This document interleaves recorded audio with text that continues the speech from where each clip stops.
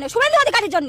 উনি মানে মুসলিমরা ভয় পেয়ে গেছে, উনি যেভাবে আইনটা বের করেছে, প্রশাসনের ভয় দেখাচ্ছে যে 6 মাসের জেল আবার জরিমানা। মানে এই ভয়তে কেউ আসছে না আমাদের গরু কিনতে।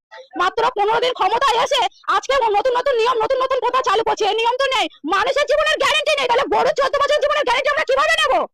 কিভাবে নেব? শুধু তো গরুকে খাওয়ালে আর গরুকে দুধ বিক্রি করলে তো আমাদের সংসার চলবে না। কুরবানির কথা ছিল বলে গরু তুলতাম, গরু পুষতাম। এখন যদি এই নিয়ম চালু হয়, তাহলে মোদি আমাদের খাটালে গরু তুলে দিক, তারপরে আমরা সেই গরুকে মোদি খাওয়ানোর পয়সা দেবে, আমাদের দেখাশোনা করার পয়সা দেবে, তাহলে গোমাতাকে সেই 14 বছর বয়স পর্যন্ত আমরা রেখে দিতে পারবো। তার আজকে আমরা মোবাইলে সোশ্যাল মিডিয়ায় দেখছি, আমরা অনেকের মুখে শুনেছি, মুসলমানরা অনেকে বলেছেন যে হুমায়ুন কবির হচ্ছে বিজেপির দালাল, নওশাদ সিদ্দিকীকে বিজেপির দালাল বলেছেন। কিন্তু আজকে আমরা সোশ্যাল মিডিয়ায় যা দেখতে পাচ্ছি তাতে নওশাদ সিদ্দিকীও আমরা বিজেপির দালাল নয়, আর হুমায়ুন কবিরও বিজেপির দালাল নয়। বলবেন কেন? মমতা হেরেছে ঠিকই, কিন্তু মমতার 36টা এমএলএ আছে যারা নির্বাচিত হয়ে শপথ গ্রহণ করলেন, আপনারা দেখলেন সোশ্যাল মিডিয়ায়। তো তারা কি বোবা না তারা কালা? তাদের কারো একজনের কথা বলতে দেখলাম না কুরবানির ব্যাপারে, মসজিদের মাইকের ব্যাপারে, যে এই যে বিভিন্ন জায়গায় আজানের ব্যাপারে। তারপরে এই সেদিনকে দেখলাম না কোথায় আপনার এই নওশাদ সিদ্দিকী পাস করেছে ভাঙড় থেকে, আর সেখানে ওই হাওড়া এসে একটা মানে ভাঙচুর হচ্ছে সেই জায়গায়। একবারে সে কি ওই জিসিপির সামনে দাঁড়িয়ে গেল। প্রতিবাদী লোক আছে তো দুটো লোক রয়েছে, এটা আমাদের চোখে বলছি। আপনারা যারা বলেছিলেন যে ও বিজেপির দালাল, তা এখন তো জাতির পক্ষে কথা বলছে দুটো লোক। হুমায়ুন কবির বলেছে, আপনারা সোশ্যাল মিডিয়ায় দেখতে পাচ্ছেন, যে কুরবানির ব্যাপারে কেউ যদি আঙুল তুলে তাহলে আগামী দিনে আমরা তাদের জন্য বৃহত্তম আন্দোলন করব। নওশাদ সিদ্দিকীও বলেছে কোনো ভয় নেই, নির্ভীকভাবে আপনারা কোরবানি করবেন, যাতে কোনো বিধর্মী ভাইদের অসুবিধা না হয়, যে তারা বিধর্মী ভাইরা যেন কষ্ট না পায়, রক্ত মাংসগুলো এদিক ওদিক করবেন না, একবারে মানে সীমাবদ্ধ জায়গায় করবেন, পবিত্র জায়গায় করবেন, যাতে কারো অসুবিধা না হয়। তাতেও যদি কেউ কিছু করে আমরা আছি, এই সাহসটা জুগিয়েছেন। অথচ টিএমসির দলের যারা বিধায়ক, 36টা বিধায়ক, কি বলছেন আমরা, যারা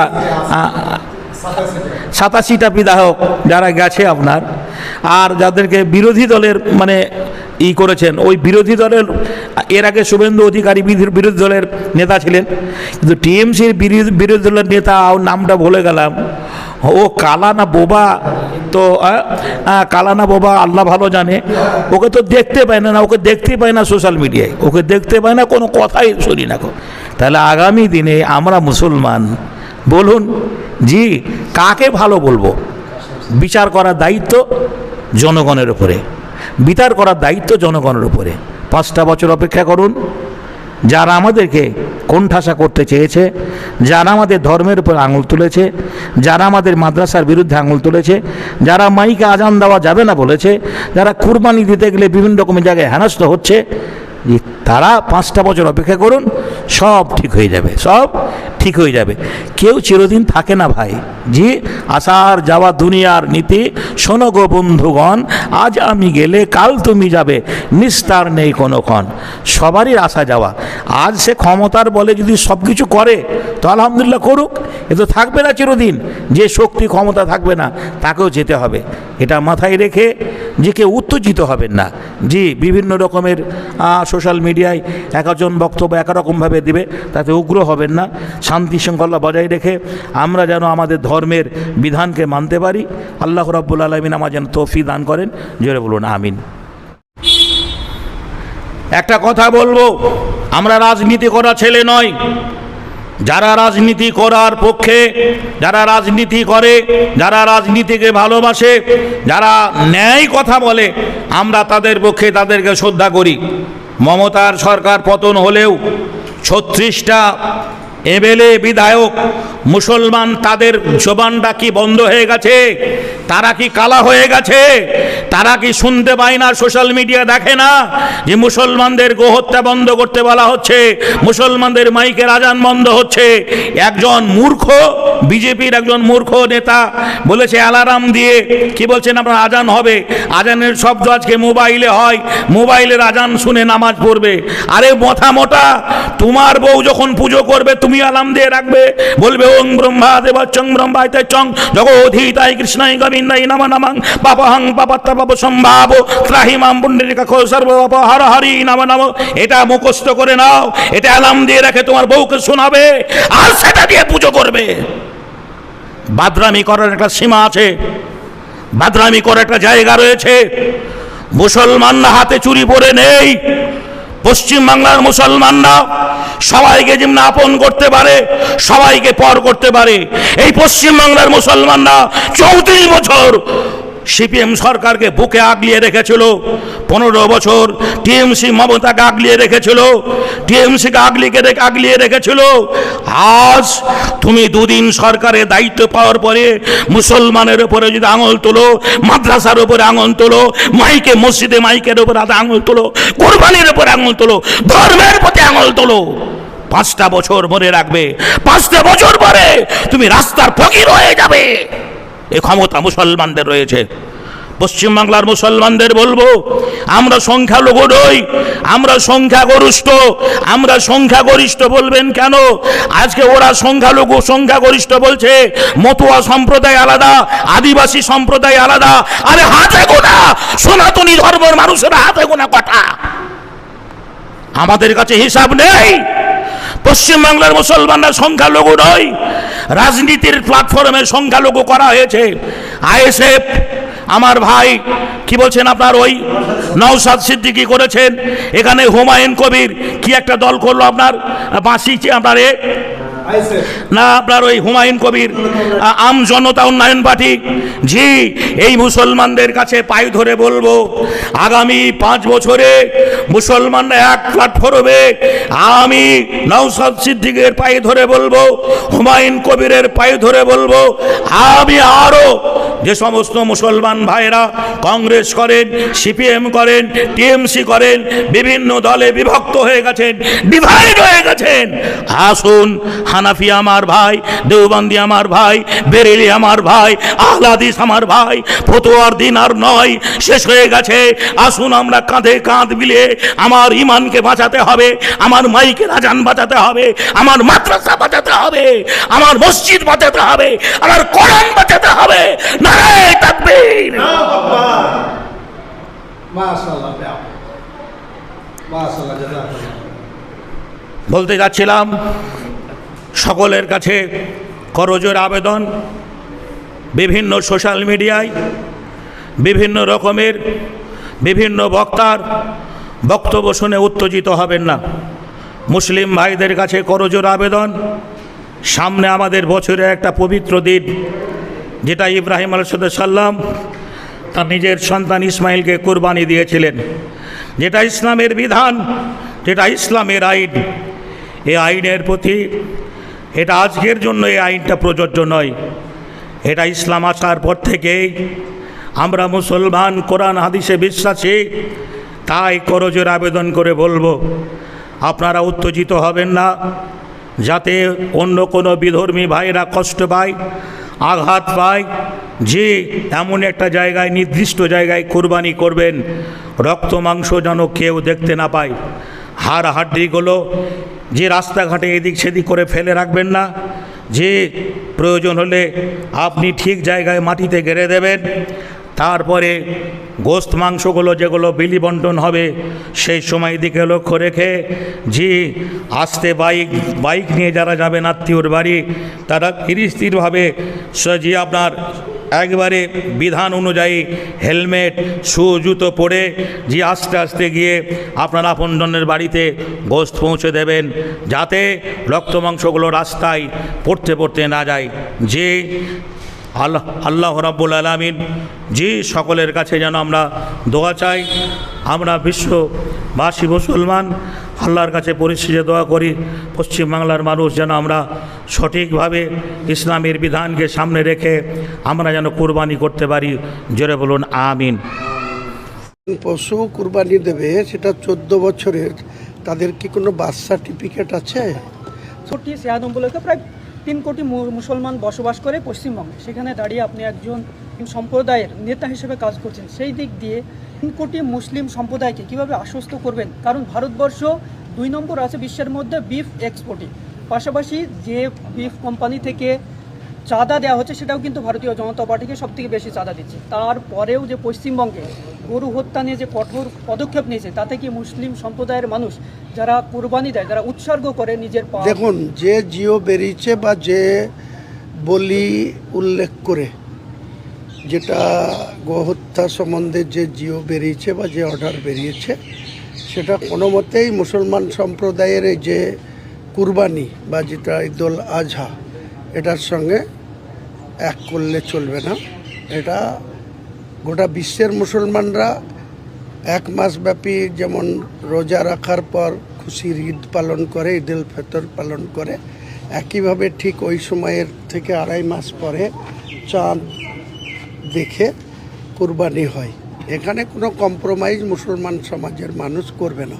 তবে হ্যাঁ, মুখ্যমন্ত্রী আমাকে পার্সোনালি বলেছেন যে আপনি একজন মুসলিম সমাজের মানুষ, দায়িত্বশীল নেতৃত্ব, একটা নতুন পার্টিতে বিলং করছেন বা বিধানসভায় সদস্য হচ্ছেন, আপনি দেখুন এই সম্প্রদায় যেন ওপেন কিছু না করে, সাইলেন্টলি করতে বলেছে, ঘেরাঘোরা জায়গাতে, নিজেদের জায়গাতে, যাতে অপরের কোনো অসুবিধা না হয় সেটা দেখার জন্য বলেছেন। আমি আপনাদের মাধ্যমে আজকেও দুপুরে 12টার পরে প্রেস কনফারেন্স করে বলেছি, কালকে বিধানসভায় দাঁড়িয়েও বলেছি।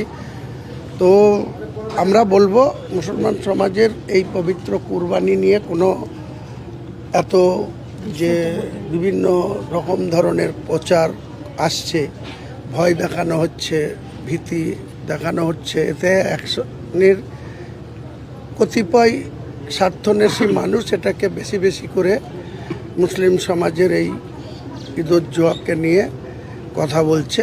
এগুলা মোটেই, আর একদম কিছু পুলিশ আধিকারিক তাদের নিজেদের এই সরকারের কাছে তাদের নাম্বার বাড়ানোর জন্য তারা অতিরঞ্জিত কিছু নির্দেশিকা দিচ্ছেন। কাউকে বলছেন এই 14 বছরের পশু দেখাতে হবে, তারপরে কুরবানি দেওয়া হবে। আমি সেই সব পুলিশ আধিকারিককেও বলবো, আর রাজ্যের মুখ্যমন্ত্রীকেও বলেছি যে একজন পশু কুরবানি দেবে, সেটা 14 বছরের, তাদের কি কোনো বার্থ সার্টিফিকেট আছে? তো কি করে তার বছর নির্ধারণ করবে? এসব হিন্দু সম্প্রদায় কোথায় গোমাতার কোনো আমাদের অসুবিধা নেই, ওনাদের গোমাতা ওনাদের ধর্মের মতো তেনারা গোমাতা বলবেন, আমাদের কোনো অসুবিধা নাই। কিন্তু যেটা আপনাদের একজন সাংবাদিক বলল, ভারতবর্ষের আগে দেখুন যে ভারতবর্ষ থেকে এক্সপোর্ট ইম্পোর্ট হয়, গরু বা মোষের মাংস এক্সপোর্ট ইম্পোর্ট হয়, তারা কারা করে? তারা বেশিরভাগটাই দিল্লিতে যতগুলি কসাইখানা আছে, শাটার হাউস আছে, তো এদের অধিকাংশই হিন্দুত্বরা চালায়, হিন্দু মালিকানা চালায়। তারা কোটি কোটি টাকা গভর্নমেন্টকেও রেভিনিউ দেয়, তারা ফরেন মানিও সংগ্রহ করে। এসআইআর এর লিস্টে অ্যাডজুডিকেশন যদি থাকে তাহলে ভোট দিতে পাবে না, কিন্তু আবার দেখেন অনেকেই ভোটের তালিকা যে পেরিয়েছে, মানে প্রার্থীর তালিকা, মানে ভোটে দাঁড়ানো যাবে। আমরা ভোট যখন বার হলো না, লিস্ট যখন বেরোলো, তখন দেখলাম অনেক নেতা মন্ত্রী এমএলএর নাম নেই, আবার তারা প্রার্থী তালিকায় তাদের নাম আছে, মানে তারা ভোটে দাঁড়িয়ে ভোট নিতে পারবে, অথচ যাদের মানে সাধারণ পাবলিক মানুষ, যারা সাধারণ মানুষ, তাদের অ্যাডজুডিকেশন আছে বলে ভোট দিতে পাবে না। এরকম বিভিন্ন রকম প্রশ্ন বা সোশ্যাল মিডিয়ায় ঘোরাঘুরি করছে। কথাটা যদিও সত্য, কিন্তু ঘোরাঘুরি করছে। আজকেই আর কিছুক্ষণের মধ্যে এসআইআর এর প্রথম সাপ্লিমেন্টারি লিস্ট যেটা আছে সেটা বেরোবে। আমি মোফাক্কেরুল ইসলাম গোটা পশ্চিমবঙ্গের মানুষকে আশ্বস্ত করছি, চিন্তিত হওয়ার ব্যাপার নেই। এখনো অনেক জল বাকি, অনেক খেলা বাকি। নির্বাচন কমিশন যে সমস্ত লিস্ট, অসড়া খসড়া, প্রথম, ফাইনাল, সাপ্লিমেন্টারি, যত রকম এলেন্ট্রি পেলেন্ট্রি আছে বের করছে, করুক। আপনি নিশ্চিতভাবে যদি এই ভারতবর্ষের নাগরিক হয়ে থাকেন, আপনার পূর্বপুরুষ যদি এই দেশের নাগরিক হয়ে থাকে, তাহলে আকার একারের জন্য আপনার নাম ভোটার লিস্ট থেকে, ভারতীয় নাগরিকের যে ভোটার লিস্ট, যে ভোটাধিকার, এটা থেকে আপনি বঞ্চিত হবেন না, আমি বলছি আপনাকে। মানে এখনো মগের মুলুক বা দেশে আইন টাইন নেই, সংবিধান নেই, মগের মুলুক যে যা পাচ্ছে করছে, এরকম ব্যাপার নেই কিন্তু এখনো। এসআইআর এর যে সমস্ত এই যে কয়েক লাখ লোকের, 60 লাখের উপরে যে নামগুলো অ্যাডজুডিকেশন এবং এই সব ব্যাপারগুলো আছে, আজকে একটা লিস্ট বেরোচ্ছে, ওখানে কিছু বেরোবে। এরকম করতে করতে উদ্দেশ্যটা ইলেকশন কমিশন যদি স্বচ্ছভাবে করতো, তাহলে এত সুপ্রিম কোর্টকেও নজর দিতে হতো না, এত জজ সাহেবকেও এগুলোকে নিয়ে বিচার করার ব্যাপার ছিল না, সবই ঠিক ছিল। হঠাৎ করে মনে হলো যে এই ব্যাপার, কাকে খুশি করতে, কেন খুশি করতে এগুলো করছে আমাদের জানার দরকারও নেই, জানার দরকারও নেই। আমরা এদেশের নাগরিক, আমার বাপ এদেশের, আমার দাদু এদেশের, আমার দাদুর বাপ এদেশের, অতএব আমরাও এদেশের নাগরিক এবং আমরা ভোটাধিকার পাবো। হ্যাঁ, আমাদের মধ্যে কিছু মানুষ, সেটা জাতি ধর্ম বাদ দিয়ে হিন্দু হোক আর মুসলমান হোক, অনেক মানুষ কাগজপত্রে গাফিলতি আছে, আকার একার ভুল আছে। ওই যে চ্যাটার্জি আর চট্টোপাধ্যায়, ব্যানার্জি বন্দ্যোপাধ্যায়, কুমার এরকম অনেক আছে, অনেক। আর আমাদের মধ্যে মোল্লা কাঠমোল্লা বিভিন্ন রকম আছে, তো অনেকেই টোন কেটে বলছে, এলো কোনো হাওয়া বাতাসের ব্যাপার নেই। আজকেই এই লিস্ট বেরোবে এবং আপনার যে বিএলও আছে, ডিইও আছে, এদের কাছ থেকে পৌঁছে যাবে।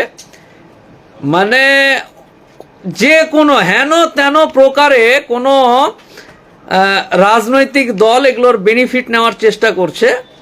তো ঠিক আছে, সময় সবার আসে, সময় সবার থাকে, নিশ্চিত থাকুন। আমি মোফাক্কেরুল ইসলাম বলছি, নিশ্চিত থাকুন। ওই যে বারবারই একটা কথা বলছি, আপনি যদি তার বেড়া পার করে আসা কোনো মানুষ না হন, আপনি যদি হঠাৎ করে কাউকে বাপ না বানিয়ে নেন, আপনি যদি হঠাৎ করে কাউকে জেঠু বানিয়ে ভোটার কার্ড না বের করে থাকেন, তার বেড়া পার করে এসে অনেক আছে এরকম, আমাদের কাছে মামলায় আসে। তাদের নাম বা তাদের ধর্ম নিয়ে কোনো ব্যাপার নেই, এরকম আসে। তাদেরকে মানে যারা জানে, রাজনৈতিক নেতারা জানে এটা, যে কারা বেশি এসছে, কেন এসছে, কাদের ভোটার কার্ড, কে কাকে বাপ বানিয়েছে, ডুপ্লিকেট, এগুলো সব খবর তাদের কাছে আছে। কিন্তু তারপরও ইন্টেনশনালি যদি কাউকে বাদ দেয়, আমি মোফাক্কেরুল ইসলাম বলছি, নিশ্চিত থাকুন, কোনো ব্যাপার নেই। একবার ভোট দিতে পেলাম না অ্যাডজুডিকেশন বলে আমি একদম ভোটার লিস্ট থেকেই গায়েব হাওয়া হয়ে গেলাম, এরকম কোনো ব্যাপার নেই। दौर मुशाई अपनी काहे में चिंता कर रहा है, जिंदा है अभी, ऐसा कुछ बात नहीं है। ठंडाয় বসে আছি, দেখছি হসড়া খসড়া ফাইনাল সাপ্লিমেন্টারি সব দেখার পর আপনার নামটা আছে কিনা, আপনি আপনার ওই সিল মারা, মোহর মারা সিলটা উঠে গেছে কিনা, সুপ্রিম কোর্ট, জজ সাহেব, এই কি ট্রাইব্যুনাল, বিভিন্ন রকম জায়গা আছে, নিশ্চিত থাকুন। হ্যাঁ, হয়রানি হলো, এই হয়রানির কে মাসুল দিবে, এটা যদি আপনি আমাকে প্রশ্ন করেন, তাহলে এর উত্তর নেই। আপনাকে নতুন করে যদি আপনাকে উজু করতে শেখাতে হয়, তাহলে বড্ড বিপদ। সব কিছু আপনার কাছে খবর আছে, আপনি জানেন ভালো করে যে কারা, কে, কেন, কোন, সবই জানেন, অতএব উত্তর সেইভাবে হবে। কিন্তু এসআইআর নিয়ে বা ভোটার লিস্ট নিয়ে চিন্তিত হওয়ার ব্যাপার নেই। রাজ্যের সমস্ত সাধারণ মানুষকে বলছি, অনেক রাস্তা বাকি এখনো, এদের যেমন লিস্ট বাকি, আমাদের রাস্তাও অনেক বাকি আছে। আমি 72 মুশকিল 73 আসান, বুঝতে পারলেন না? 72 মুশকিল 73 आसान, एडजुडिकेशन, ओई बात, कोई बात नहीं है। 72 মুশকিল 73 আসান। তাই এসআর নিয়ে চিন্তিত হবেন না, এবার শক্ত করে দেখতে হবে কে কোন দিক দিয়ে ফাঁসছে। আর সামান্য লাভের জন্য, সামান্য রাগের জন্য বড় কুমির যেন না ফেঁসে যায়। কে বুঝতে পারলেন না? আপনার রাগ আছে, ক্ষোভ আছে, সব আছে, ক্ষোভ খাপ মিটিয়ে বড় কুমির ডাকা যাবে না, কি বুঝলেন? দেখছি, আমরাও দেখছি লিস্ট বেরোচ্ছে, লিস্ট হবে, সবই হবে। জাস্ট ওয়াচ চল রা হ্যায়, দেখ রা হ্যায় कैसे, সিসিটিভির মতো, এই যে সিসিটিভির মতন দেখে আছি কোথায় কি হচ্ছে। জাস্ট ওয়েট অ্যান্ড ওয়াচ, অপেক্ষা করুন এবং দেখুন। আমাদের মুর্শিদাবাদ জেলায় যদি কোনো মুসলমান সম্প্রদায়ের উপরে ক্ষমতার অপব্যবহার করে কোনো মসজিদ বা কোনো ঈদগাহ বা কোনো কবরস্থান বা কোনো মসজিদ আক্রান্ত হয়, আমরা বসে থাকবো না। আমরা পুরো রাস্তায় নেমে এই সরকারের বিরুদ্ধে নামবো। বিজেপি কর্মীদের উপরে 2021 সালের নির্বাচনের পরে যেখানে যেখানে ভায়োলেশন হয়েছিল, বিজেপি কর্মীদের ঘর ছাড়া থাকতে হয়েছিল, অনেকের মৃত্যু ঘটেছিল, সে তুলনায় আমি বলবো বিজেপি ক্ষমতায় এসছে, সেইভাবে কোনো সাধারণ মানুষের উপরে কোনো আক্রমণ হয়নি। যারা অন্যায় করবে তাদের তার জন্য তারা ফিডব্যাক পাবে, কারণ কারো উপরে যদি কেউ কোনোদিন জুলুম করে, অন্যায় করে, কাউকে কারো পরিবারের ছেলেকে সন্তানকে কাউকে খুন করে, তাহলে তাদের উপরেই তাকে জবাবদিহি করতে হয়। আমি মনে করি ভারতবর্ষের প্রধানমন্ত্রী গতকাল থেকে যেভাবে মানে শান্তি শৃঙ্খলার ব্যাপারে বারবার বলছেন যে সবকা সাথ সবকা বিকাশ, এটা আমাদেরকে মানতে হবে। কাজেই তৃণমূল সরকারের আমলে যে ধরনের খুন খারাপি, তোলাবাজি, বিভিন্ন অস্বচ্ছ কাজ হয়েছে, সেটা ভারতবর্ষের বিজেপি সরকার এতদিন ক্ষমতায় আছে, বাংলা 19টা রাজ্যেতেও আছে তাদের জোট সঙ্গী সহ। আমার মনে হয় বাংলাতে যদি তারা সেই ধরনের করে তাহলে মস্ত বড় ভুল করবে, তাহলে বাংলার মানুষ কিন্তু আবার শুরু থেকেই তাদের বিরুদ্ধে আন্দোলনে নামবে। আমাদের মুর্শিদাবাদ জেলায় যদি কোনো মুসলমান সম্প্রদায়ের উপরে ক্ষমতার অপব্যবহার করে কোনো মসজিদ বা কোনো ঈদগাহ বা কোনো কবরস্থান বা কোনো মসজিদ আক্রান্ত হয়, আমরা বসে থাকবো না। আমরা পুরো রাস্তায় নেমে এই সরকারের বিরুদ্ধে নামবো। 3 নম্বর স্থান অধিকার করছে বিজেপি, আমার থেকে 60,000-এরও বেশি পিছিয়ে আছে, আর তৃণমূলের যদি হিসাব করেন তার থেকে আরো বেশি। আমি আগেই বলেছিলাম, এবং আমি বলেছিলাম রেজিনগরে আমার মার্জিন 80,000 ছাড়াবে, সেটাই হবে। দেখবেন 15 রাউন্ড কমপ্লিট হোক, তখন বিশাল রেজাল্ট। কি বললাম তো, আমি 2টো সিটেই জিতবো। আমি কিন্তু অনেক আগের থেকে আমার আত্মবিশ্বাস ছিল। মানুষ যেভাবে আমাকে প্রচারে গিয়ে আমাকে সাপোর্ট করেছিল, যেভাবে একদম বাড়ির মহিলারা থেকে আমাদের মা বোন থেকে শুরু করে একদম বয়স্ক লোক, তারা আমার হুইসেল বাঁশি নিয়ে যেভাবে বাঁশি বাজিয়েছে, যেভাবে আমাকে সাপোর্ট দিয়েছে, আমি পুরোপুরি আত্মবিশ্বাস ছিল। এই জয় আমি মুর্শিদাবাদের মানুষকে যেমন উৎসর্গ করব, পাশাপাশি নওদা বিধানসভার সর্বস্তরের মানুষকে আমার একটাই বার্তা, সবাই ভালো থাকুক, সুস্থ থাকুক, মুর্শিদাবাদ জেলা শান্তিতে সম্প্রীতিতে আমরা বসবাস করব। মুর্শিদাবাদের উন্নয়নে আমরা বেশি করে আগামী দিনে আরো বেশি সময় দেব, ব্যয় করব। মমতার কেন্দ্রে তো হচ্ছে, আমি আগেই বলেছি, দেখবেন 2টো রেকর্ড হবে। এক হচ্ছে যে রাজ্যের বিরোধী দলনেতা শুভেন্দু অধিকারী 2টো কেন্দ্রে কন্টেস্ট করছেন, নন্দীগ্রামের আগেই মমতা ব্যানার্জিকে হারিয়েছিল 1956 ভোটে 2021-এ। এবার দেখবেন ওই ভবানীপুরেও মমতা ব্যানার্জি হারবে। মুর্শিদাবাদে মানে হুমায়ুন কবির আসার জন্যই তৃণমূল এখন 3 নম্বর পজিশনে প্রায় এলাকাতে যাচ্ছে বিধানসভা কেন্দ্রে, বিজেপি চলে আসছে এরকম বলছে। আসলে তো কি হলো, কারণ হুমায়ুন কবিরকে যখন অসম্মান করেছিল, হুমায়ুন কবিরকে যখন সাসপেন্ড করেছিল, 3বার এই শুভেন্দু অধিকারীদের বিরোধিতা করার জন্য, যখন শুভেন্দু অধিকারী বলে মুসলমান এমএলএদের বিধানসভা থেকে চ্যাংদোলা করে রাস্তায় ফেলবো, তার বিরোধিতা করতে গিয়ে হুমায়ুন কবিরকে যখন তৃণমূলের ডিসিপ্লিনারি কমিটি, ওই ববি হাকিম, অরূপ বিশ্বাস, চন্দ্রিমা ভট্টাচার্য, শুভনদেব চ্যাটার্জিরা শোকজ করে, অসম্মান করে, তখন মনে ছিল না?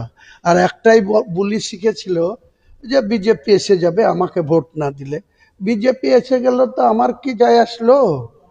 হুমায়ুন কবিরের কি দায় নাকি যে মমতা ব্যানার্জিকে মুখ্যমন্ত্রী করার জন্য মুসলমান ভোট সব মমতা ব্যানার্জিকে দিতে হবে? আর আমাকে বলা হচ্ছে ভোট কাটুয়া। কে কার ভোট কেটেছে, কে কার যোগ্যতা প্রমাণ দিয়েছে, আজকে আত্মপর্যালোচনা করুক যে মমতা ব্যানার্জি একা হুমায়ুন কবিরকে অসম্মান করার জন্য আজ কত পরিমাণ মুসলমান ভোট তৃণমূল কাছ থেকে সরে গিয়েছে। সংখ্যালঘু ভোট সব আপনার কাছে নিশ্চয় থাকবে, আগামী দিনে প্রমাণ করে দেবো। প্রতি স্তর পঞ্চায়েত আসুক, এই মমতা ব্যানার্জির প্রতীক নিয়ে কেউ পঞ্চায়েতে ভোটেই দাঁড়াতে চাইবে না। এর আগে তো টাকা দিয়ে টিকিট নিয়েছে, কাউকে খরিদ্দার পাবে না। আমরা কোনো টাকা দিয়ে কাউকে টিকিট দেব না, আমরা এমনি ভালোবেসে আমাদের কাছে যারা আসবে আমজনতা উন্নয়ন পার্টিটা করবে গোটা মুর্শিদাবাদ সহ বাংলায়। আগামী সময় আসুক, নির্বাচন আসুক, 2028-এ ত্রিস্তর পঞ্চায়েত, 2019-এর লোকসভা। আমি এখন থেকে ঘোষণা করে দিলাম বহরমপুর লোকসভায় তৃণমূলকে 2 লাখ ভোটে হারাবো। আমি এমপি হব বহরমপুর। হ্যাঁ, এখনই ডিসিশন নিচ্ছি না। আমার কোন বিধানসভার মধ্যে আপনি বেশি মার্জিন ভোটে জিতবেন বলে মনে হয়? হাবিব মাস্টার 23শে এপ্রিল ইলেকশন কমিশনের সমস্ত নিয়মকে চ্যালেঞ্জ করে আমি ক্যান্ডিডেট শিবনগরের বুথে আমার এজেন্ট ছিল না, সেই এজেন্ট বসাতে গিয়েছিলাম, এজেন্ট বসিয়ে দিয়েছিলাম। তারপরে ইলেকশন কমিশনের নির্দেশ ছিল 144 ছিল, সেখানে 100 গজের ভিতরে কেউ 5 জনের বেশি জমায়েত করা নিষেধ ছিল। সে সেদিন 100 জন 20 মিটারের মধ্যে বুথের কাছে 100 জন নিয়ে গিয়ে মস্তানি করেছিল। গোটা দেশ দেখেছে, গোটা রাজ্য দেখেছে। আমি প্রশাসনের কাছে, ইলেকশন কমিশনের কাছে লিখিত অভিযোগ করেছিলাম, কিন্তু সেদিনকে অ্যাডিশনাল এসপি মজিদ খান এবং বেলডাঙ্গা থানার ওসি বাদে বাকি যারা অফিসার তারা সবাই তৃণমূলের চটি চেটেছিল এবং দালালি করেছিল। তাই আমি কাল বলেছিলাম যে নওদাতে যাব, 10,000 লোক নিয়ে থানা ঘিরবো। কেন 23 তারিখ এটা করা হয়েছে? সেই ভয়ে পুলিশ এসপি তাকে রাত্রি 1:30টার মধ্যে অ্যারেস্ট করে নওদা থানাতেও রাখেনি, বহরমপুরে নিয়ে গেছে, আজকে কোর্টে প্রডিউস করে। এই তো, একদিন দাদার হাট আর একদিন দিদির হাট।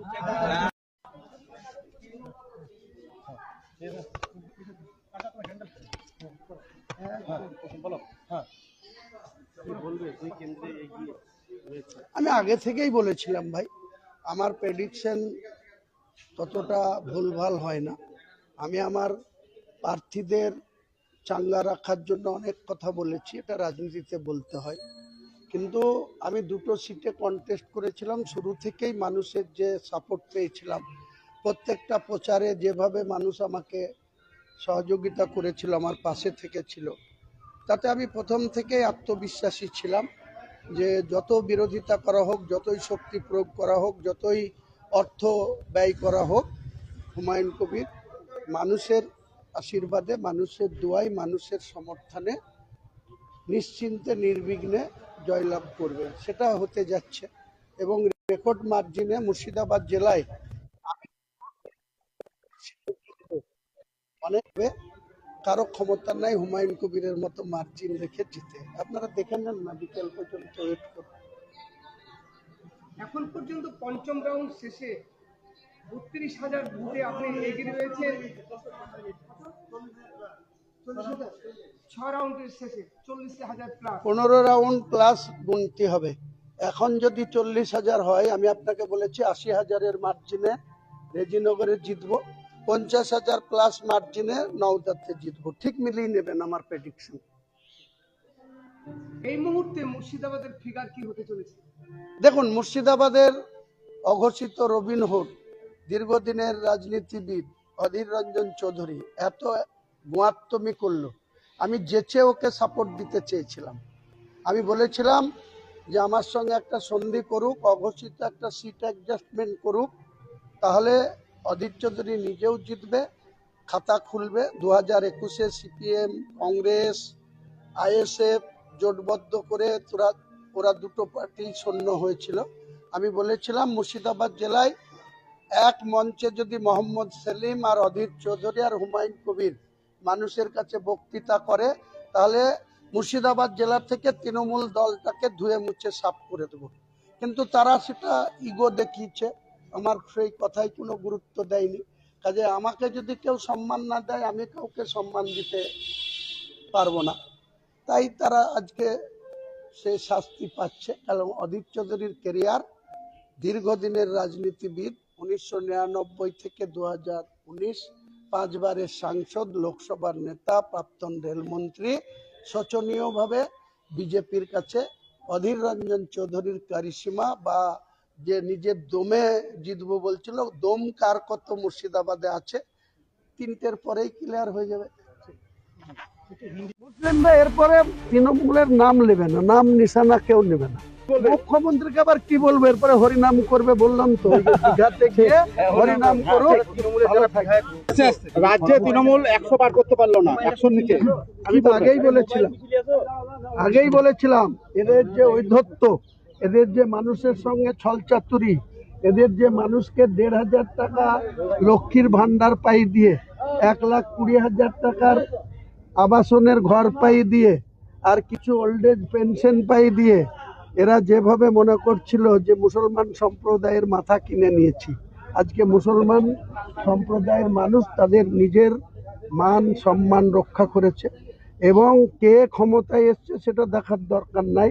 একটা স্বচ্ছ ভাবমূর্তির সরকার গঠন হোক বাংলায়, আর এরা যদি আবার ওই রাস্তায় হাঁটে, আবার এদেরকেও ছুঁড়ে ফেলবে বাংলার মানুষ। বাংলার মুসলমানরাই এদের বিরুদ্ধে এককাট্টা হয়ে তখন আবার এদের বিরুদ্ধে লেগে যাবে। আপনাকে তো বিজেপি দালাল বলেছিল। কে বিজেপির দালাল? আজকে বললাম তো, এদের দলের এত বড় বড় কথা বলছিল, কালকে না 2 দিন আগেও বলছিল 225টা পাবো এবং 500, 1000, 2000 ভোটে জিতলে রিকাউন্ট করে আবার কেউ যেন না ছাড়ে। এখানে তো মাত্র 41,000 ভোট পেয়েছে, বিজেপি পেয়েছে 64,000, আমি পেয়েছি 1,30,800 কত। তার মানে বুঝুন যে এরা আজকে এদের সভাপতি, সেনাপতি, সে ধুকধুক করছিল, এই চেয়ারম্যানও ও বিজেপির সাথে ভোট কিনে কোনো রকম উতরালো হরিয়ারপাড়া, তাহলে হরিয়ারপাড়ার সিটও আমাদের বিজয় জিত। পয়সার জোরে। তাহলে কি মুসলিমরা ভোট দেয়নি বিজেপি তৃণমূলকে? মুসলিমরা এরপরে তৃণমূলের নাম নেবে না, নাম নিশানা কেউ নেবে না তৃণমূলের। এই মুহূর্তে বলছি না, আমি আমার রেজিনগর বিধানসভার 14টা অঞ্চলের 14টা অঞ্চলের 2000 করে 28,000 লোককে ডাকবো, সকাল থেকে সারাদিন খাওয়া দাওয়া করব, গল্প গুজর করব, তাদের অনুমতি নিয়ে তারপরে সিদ্ধান্ত।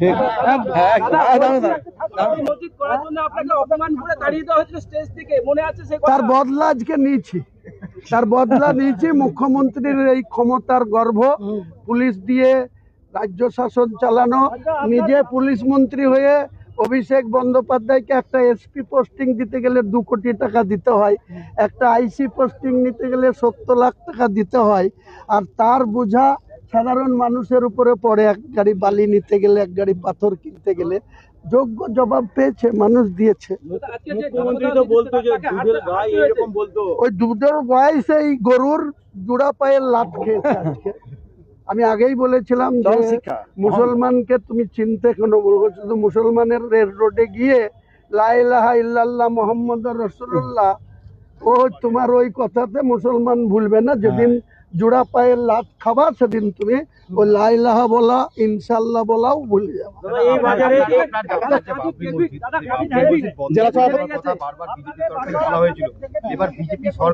ভাই, বিজেপির এটা রাজনৈতিক এজেন্ডা, ওরা রাম মন্দির করার এজেন্ডাতে ভারতবর্ষের গদিতে এসছে, আর আমি বাবরি মসজিদ করেছি বলি সেটাকে বন্ধ করার ইস্যুতে পশ্চিমবাংলার গদি পেয়ে গেছে। ধারে কাছে আসবে না।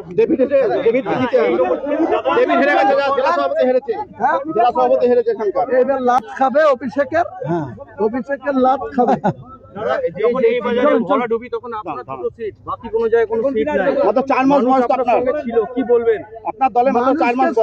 জানাই মানুষ যে সাপোর্ট দিয়েছে, মানুষ আজকের দিনে যেভাবে আমার পাশে দাঁড়িয়েছে, তা না হলে এই তৃণমূলের সরকার, এদের প্রশাসনের একটা অংশ আমাকে শেষ করে দিত। আমার মেয়ে, জামাই, নাতনি, বিয়াই, বিয়ান তাদের 15 কোটি টাকার সম্পত্তি ফ্রিজ করে দিয়েছিল। আমার 22 বছর আগে 3তলা বাড়ি করা, সেই বাড়ির এগেনস্টে আমার মিসেসের নামে এফআইআর করেছিল। সমস্ত কিছু জবাব আজকে দিয়েছি মমতা ব্যানার্জি। মুখ্যমন্ত্রীকে কি বলবেন? মুখ্যমন্ত্রীকে কি বলবেন? মুখ্যমন্ত্রীকে আবার কি বলবো? এরপরে হরিনাম করবে বললাম তো, ওই যে দীঘাতে গিয়ে হরিনাম করো। তৃণমূলের যারা বিধায়ক নির্বাচিত হচ্ছে তাদের কি অবস্থান হতে পারে? যারা আছে তারা এমনিতেই সরকারে ছিল, তখন নেত্রীর সময় ছিল না কথা বলার। আর নেত্রী তো এখন ওই হরিনাম গাবে আর কথাও বলবে না, এরা যাবে আসবে। এই এনারা কি বিজেপির সঙ্গে যোগাযোগ করছেন? না না, এরা বিজেপি, হিন্দু যারা এমএলএ আছে, মুসলিম যে কটা জিতেছে তারা কেউ বিজেপিতে যাবে না আমার ধারণা। কিন্তু হিন্দু এমএলএ যারা জিতেছে অধিকাংশ চার্টার বিমানে